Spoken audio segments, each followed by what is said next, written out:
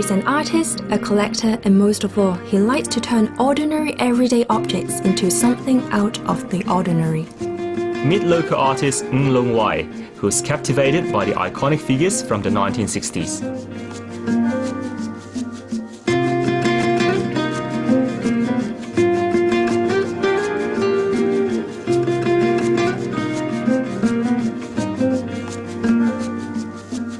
Long Wai, we're holding some old stamps and stick pin badges. What got you interested in collecting these things?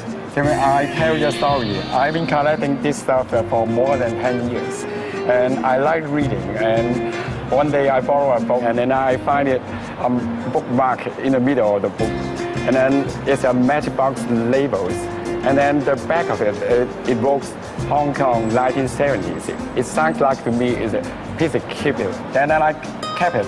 And then from then on, I've been collecting this stuff. Standing 20 meters away, Audrey Hepburn's silhouette is clearly portrayed. But as you move closer, you find 7,000 vintage European stick pins embedded into the art piece. President John F. Kennedy once said, "Things do not happen, things are made to happen." Reflected in Ng's portrait, different shades of number tokens are aligned to match the skin tone gradient and features of JFK. Speaking of iconic people of all time, how can we miss out on the ultimate sex symbol, Marilyn Monroe? Composed of 6,000 Marilyn Monroe's mosaics, the piece is actually rock and roll star Elvis Presley from afar.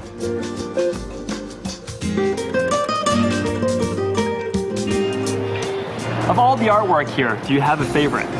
You know, I like all of them, but something in particular, I would say that John Lennon made it with the 1960s stamps.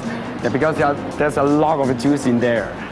You can, for instance, you can tell, Hong Kong is in a colonial era. And then you can see what kind of a message the government want to convey through the chop on the stamp.